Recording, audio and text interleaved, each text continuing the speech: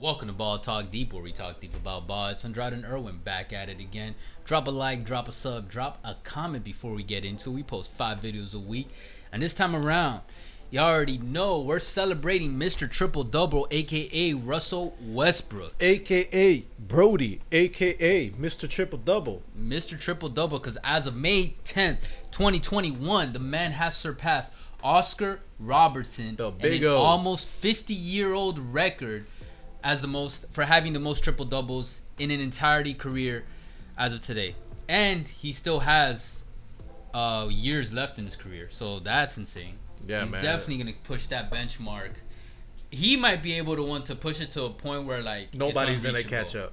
Yeah, and I definitely wanted to address this on BTD because there's a lot of opinions, and it's a wide spectrum of opinions on people's feelings and takes on Russell Westbrook chasing these triple doubles and individual stats. And there's a stat padding thing. There's like, what does it mean to you? The history behind it, etc., etc. So we're gonna tackle three things. What is this? How special is this triple double to us personally? What about the stat padding issue? And what does this triple double mean to the game, the history of the NBA, the league, the game of basketball? So let's get into it. Of course, definitely. So you started off. What does this mean to you personally as a fan? Does it mean anything to you? Personally, as a fan, no, not too much, because Russell Westbrook does not play for my favorite team. I think it'll hold a lot more weight if he took his talents to South Beach, but fortunately and unfortunately, depending on who you ask, he didn't. So I mean, it carries weight, but at the same time, no, it doesn't. Okay. For me personally, I'm kind of on the same boat, but not as much. I do feel something for it because we got to witness it in real time. You know what I mean? Like, I'm not saying I watched every Westbrook game or a bunch of OKC games, but because that's where he did the majority of the triple doubles. Yeah. But I did watch a couple. Been keeping it up over the years, and obviously nobody over the age or below the age of like 40 can say they watch Oscar Robertson. Yeah, do definitely it. not, man. And the fact that it hasn't been done in 50 years just makes it even better. Yeah. And he's doing 47, I think. and it is he's doing it technically, in but it's basically today's 50. NBA. That's why also, like, personally, I'm just like in awe, and I'm just like, damn, this guy really did it. Like, he's out here chasing rebounds, chasing the assist, getting the points. And Broussard has brought this up. This is something a lot of people always bring up. Like, okay, but he loses a lot.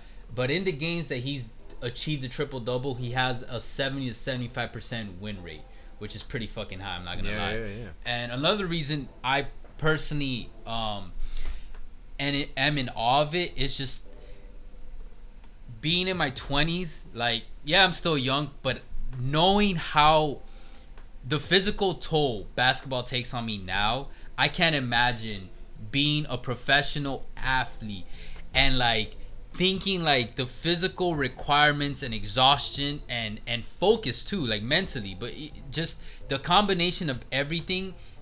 I'm glad it happened as I'm older, because if I saw it like at 15, 14, whatever, I feel like I wouldn't be as personally in awe of it, because like thinking back then, like a lot of physical achievements, like, yeah, they were amazing to me even then, but I didn't fully understand like how tiring it could take on your body. But in my 20s, like, I can feel like I feel it, you know what I mean? My knees feel it, my legs feel it. No, in your 20s, 30s, you're mentally mature enough to be able to understand the spectrum of, what he acquired. He Yeah. And also because you physically feel it too. So that's what I find so impressive and can appreciate so much more at an older age than if I saw it like anytime in high school and before, you know what I mean? Yeah, of course, definitely. And so what would be the second thing? Like, okay, based on what you're saying over here. All right, this ties in for me personally too. It's the stat padding. So let's address the stat padding with some BTD stats time. No I mean, we can look at his career stats, but that's not gonna paint the whole picture. Yeah, and we'll address his stats more so in the third thing. But we can address it in the stat pads too.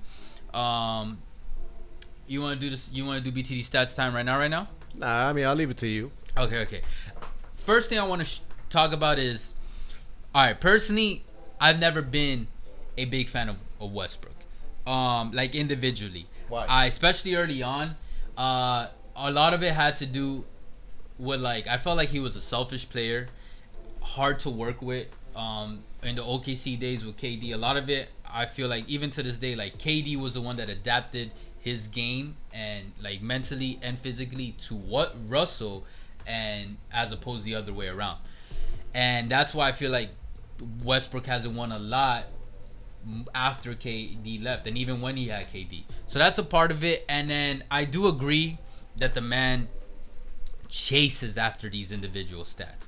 Like, bro, and the stories have been told by other players too. Like, they will literally, you can see it within your eyes, but then like when you hear it in other interviews and stuff, like they are told, or they know if they're not told, like to move away so Russell can get, that rebound. And when I would hear stuff like that, I'm just like, damn, bro, like that's some bullshit. And the thing that amazes me most, if you watch the last stat, that the thing that crossed him over to cross that Oscar Robertson thing was a rebound. And when you watch that clip, maybe I'll show it, maybe I won't. He's another big man is gonna. I can't remember who it is exactly right now, but is gonna get the rebound literally right next to Russ, and then he kind of like moves away so Russ can get that and that was that last stat that he needed to complete to get that triple double for the night and then push him over the edge over Oscar.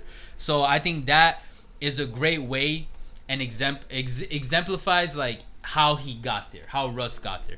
Also, I can't tell you how Robertson got there, but at the time, I don't think chasing these stats was as important. I think individually, yeah, they were chasing after stats, but I don't think it was like to make history. It's just like they were just playing the game to play the game. But it makes me wonder if it is true, those stories about Russell Westbrook, that he actually did do that it's gonna hit him as he gets older, when he's gonna start chasing for what? A ring.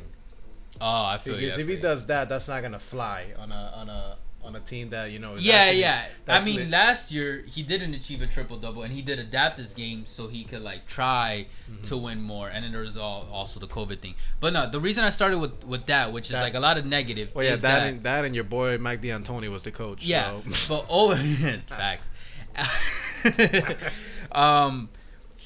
Westbrook ended up winning me over as an individual athlete and player, in the sense like I do respect him and I do admire what he does on court, because he was able to do it for 4 fucking years / seasons. The fact that he was able to do triple doubles for 4 seasons is insane. And the fact that he had a major injury in his time during OKC, and the fact that not only was he able to come back at that injury, but come back arguably just as good or even better, that he did the triple doubles, just speaks about his character and obviously, the way that he was able to persevere with that. No, facts. And tying into what I was saying previous, it's like if he only did it for 1 year, then the stat padding excuse would be more effective in discrediting like his triple double achievement for a year. But no, guys, he did it for 4 years. And like I can guarantee you that even if there are other NBA players or even just basketball players in any other league chasing after a triple double, I don't think they would be able to do it for 4 years, especially in the NBA. Like, think about how much, and tying back to my personal awe, like physical and mental toll that takes on you, like chasing after the numbers. So yeah, part of me is like, damn, you stat padded, bro. But objectively speaking, do you guys like think about, like, put yourself in his shoes, like how hard it would be to fill up those stats? It's insane. So especially the rebounds, man, as a point guard. Yes, yeah, and that's another great point. The guy is 6'3", listed at 6'3", so he might actually be like 6'1", 6'2" in reality. So it's just like the fact that he's not a big man and he's chasing after these rebounds, and then even when you're chasing after the assist, because it's easy to get points if you can get points, like if you just have that offensive talent. But it's like, damn, you got to distribute the ball. You have to mentally tell yourself game in, game out, like, okay, I gotta distribute at least 10 of these motherfuckers enough times to get that triple double for the year. And same with rebounds. So it's just like, look, the stat padding excuse, I get it. I was on that boat and I still am to an extent, but it's like, it's not enough to discredit in a major way the fact that this guy is legitimately the Mr. Triple Double with the most triple doubles in the history of the NBA, and was able to do it for 4 years. 4 years. Crazy. And he might even do it more often. We don't know. Yes, especially on the Wizards, they're not gonna probably go to the play. I mean, maybe they. I don't know, maybe man. They might be that 10 seed that makes it to the finals. What? That'd be insane. But still, like, regardless of all that, that's a different conversation. Regular season, this guy, or just in general, this guy is able to do it, and that is special in its own way. And coming from a non-Russell Westbrook fan, like, you guys have to understand that deserves its own respect, and you got to give credit where it's due. And Russell Westbrook deserves that credit. Brody deserves that credit. Now, give him his flowers while he's still here, while he's still playing. Facts, absolutely. And this actually is going to tie into the third part that you were saying over here. What is this going to mean for what? The NBA. The game. The NBA, the game of basketball, NBA history. Honestly, this means a lot. I honestly don't think it hasn't hit us yet. You know, to be honest. I agree with you. And I think a big part of that is because of the social media age we live in. There's going to be something, in my opinion, going to be watching 10, 15 years down the road on YouTube or whatever other platform is going on, and you're seeing a clip on ESPN, you know, Classic or anything like that. Westbrook going for the triple-double record. No, facts. Facts. It kind of like what people say with LeBron's career. Yeah. But to the game, I don't know how many fans feel this or understand this or are aware of it. But I agree with like what people like. Some people have said, like Isaiah Thomas, Chris Broussard. Now, after Russell Westbrook achieving this triple double record, the story of the NBA and its rich history cannot be told without mentioning Russell Westbrook because of how unique and rare that feat is. Like, that is a real thing. A great example is, here's a link, or I'll put an image. First Things First did a great coverage on this with Chris Broussard, and Nick Wright even agreed. Like, this, because of how unique and rare this feat is, when you're talking about the National Basketball Association, there's big things that are always mentioned. MJ 6 rings, the Bird and Magic rivalry, the Wilt 100-point game, Ray Allen shot. The yeah, you're laughing actually, at, I think so. And this is one of them. This is, if you want to rank how in terms of priority in the historical context of it, or like how much it stands out, that's a different conversation. We're not going to get into that, but it's there. It's there, and this achievement solidifies Russell Westbrook as a Hall of Famer. This man might never make it to the playoffs again for the rest of his career, never win a championship. He could, knock on wood, get injured and not play another day in the NBA. He's already solidified in the NBA Hall of Fame because of this record. No, but with you bringing that up before, which, by the way, that already solidifies the history of it. I think this might weigh down in history with the unfortunate fact that this man has not gotten, well, he did get close. He made the finals, OKC, but he wasn't able to win that championship. Yeah, per se. Similar to, like, okay, not the same player obviously, but Charles Barkley. You know, he's arguably an all-time great, but he gets reminded of, especially with Shaq. He doesn't have that. He doesn't have that ring, man. He doesn't have that ring. And look, actually, speaking of Barkley, I'm not gonna play this clip right now, guys, and we're not gonna go into this. But if you guys want, we can cover this. Chris Broussard brought up. Oh yeah, I posted on BTD Twitter. In his opinion, I gotta think about this a little more, but it did make me think that this triple double objectively solidifies Russell Westbrook as the greatest NBA player to never win a championship. Would you guys agree with that? And would you guys like us to tackle that topic? Because I'm down. We'll definitely need to sit down with that and, like, you know, really script that out and, like, think about it, because there's that. Now we're comparing to, like, the history, of the NBA. Yeah, but that was an interesting thing to say. There's a lot of great players. Yeah, and Broussard knows his history, so him saying that also gives me some. I'm like, okay, comes from a man with credibility, but it was something that got my wheels turning. I was like, okay. But you guys let us know what you guys think in the comments, man. Should we do that topic? Do you think he's the best player ever to ever win a ring? Do you think Russell Westbrook even is gonna win a ring? And with who? That's a good question. And same three ways we tackle this. How special is this triple double achievement by Russ to you personally? Yeah. What do you think it means for the game or the league in general and its history?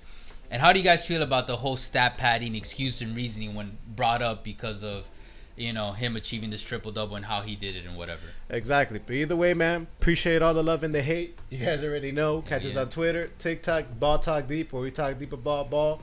We'll catch you guys soon. For now, Take later. care.